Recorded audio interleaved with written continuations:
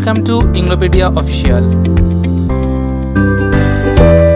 আজকে আমরা figure of স্পিচের বিষয়টাকে আলোচনা করব। মানে দুটো ফিগার অফ স্পিচ খুব আমাদের সমস্যার সৃষ্টি করে, যেটা আমাদের বুঝতে সমস্যা হয় যে সিমিলি আর মেটাফোর। মানে সিমিলির বিষয়টাকে আর মেটাফোর কি দুটোই কিন্তু তুলনা করার অর্থে ব্যবহৃত হয়।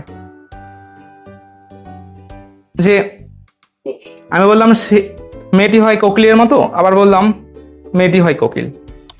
তাহলে বিষয়টা কি, মেয়েটি হয় কোকিলের মতো, মেয়েটি হয় কোকিল, দুটো বললাম, কোনটা সিমিলি কোনটা মেটাফোর? দেখো সিমিলির বিষয়টা হলো যখন এই যে মতো শব্দটা ইউজ করবে, এইখানটাই হলো সিমিলি আর মেটাফোরের মধ্যে তফাৎ। যে অ্যাজ লাইক এই জাতীয় শব্দ ইউজ করবো, লাইক অ্যাজ এগুলো যখন ইউজ করবো, অর্থাৎ বাংলায় যখন মতো শব্দ ইউজ করবো, সেটাই কিন্তু হয়ে যাবে সিমিলি। অর্থাৎ উপমা, যখন দুটো সব বিষয়কে তুলনা করতে মাঝখানে লাইক অ্যাজ সো এই জাতীয় কিছু শব্দ ব্যবহৃত হবে, সেটাই হলো সিমিলি। যেমন একটা উদাহরণ দিয়েছি, she sings like a nightingale, সে নাইটিঙ্গেলের মতো গান করে।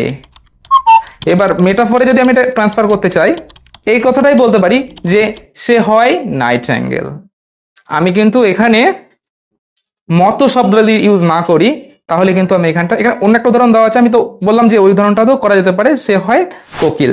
কারণটা কি, হয়তো তার হচ্ছে গানের গলাটা ভালো বলেই আমি তাকে তুলনা করলাম নাইটিঙ্গেলের সঙ্গে, কিন্তু ওই যে মতো শব্দটা ইউজ করিনি। এই মতো শব্দ ইউজ করার জন্যই এটা হলো মেটাফোর। অর্থাৎ মেটাফোরের ক্ষেত্রে কি করা হয়, লাইক বা অ্যাজ ব্যবহার করা হয় না, মানে মতো শব্দ ব্যবহার করা হয় না। দুটোর ক্ষেত্রেই তুলনা বোঝাবে। যদি অ্যাজ বা লাইক ব্যবহার করা হয়, তাহলে সেটা হয়ে যাবে কি, তাহলে ওটা হয়ে যাবে উপমা অর্থাৎ সিমিলি। আর যদি এটা ব্যবহৃত না হয়, তাহলে হয়ে যাবে মেটাফোর। ঠিক আছে, এটা হচ্ছে আমাদের বিষয়। ওকে, এইরকম ভিডিও পেতে আমাদের চ্যানেলটাকে সাবস্ক্রাইব করতে পারেন। Thank you.